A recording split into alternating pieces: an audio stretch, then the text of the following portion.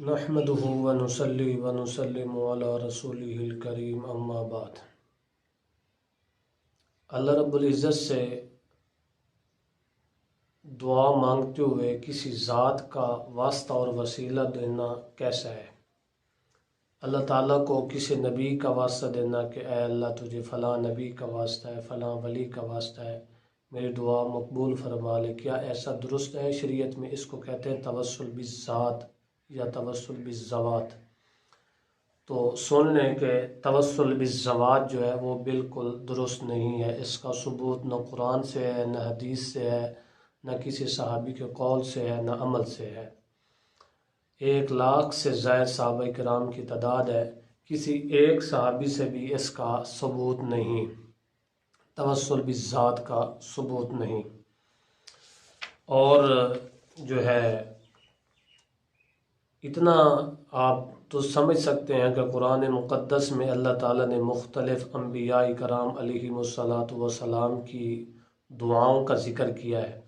کسی میں آپ کو نظر نہیں آئے گا کہ کسی نبی نے کسی نبی کا واسطہ دیا ہو، کسی ولی کا واسطہ دیا ہو، کسی چیز کا واسطہ دیا ہو۔ انہوں نے ڈائریکٹ اللہ تعالیٰ کو پکارا، کہا ربنا ظلمنا ربنا آتنا فی الدنیا حسنہ اہدنا الصراط المستقیم۔ کسی نے کسی کا واسطہ نہیں دیا۔ رب انی مغلوب فانتصر۔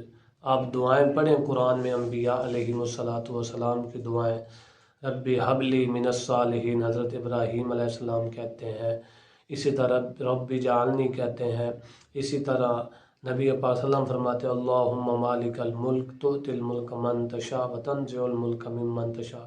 کثیر تعداد میں اللہ تعالیٰ نے انبیاء کرام علیہم السلام کی دعاؤں کا تذکرہ قرآن مقدس میں کیا ہے، کہیں واسطے ذات کسی ذات کا واسطہ نہیں ذکر کیا کہ کسی نبی نے کسی کا واسطہ دیا ہو۔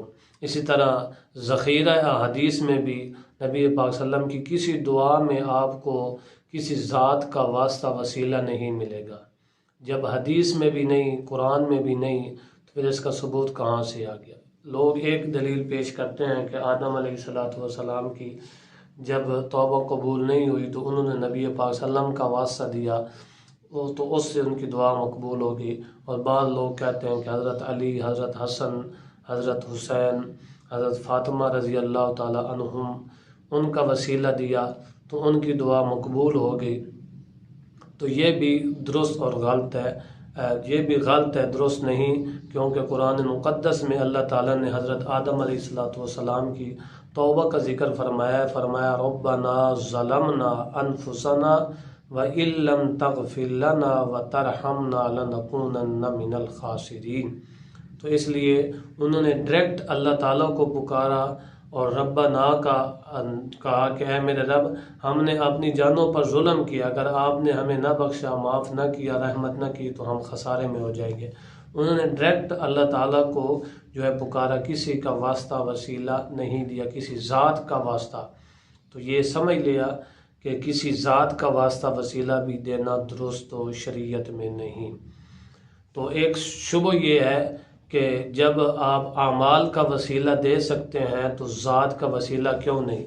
جب عمل کا وسیلہ دے سکتے ہیں، عمل کہ میرا فلاں عمل اس کا ثبوت ہے، حدیث سے بھی قرآن سے بھی عمل کا وسیلہ، تو عمل تو ملے بھی صدقے انبیاء کے ہیں، تو پھر انبیاء کا وسیلہ کیوں نہیں؟ تو اس کا جواب یہ ہے کہ اعمال کا بھی ذات وسیلہ نہیں۔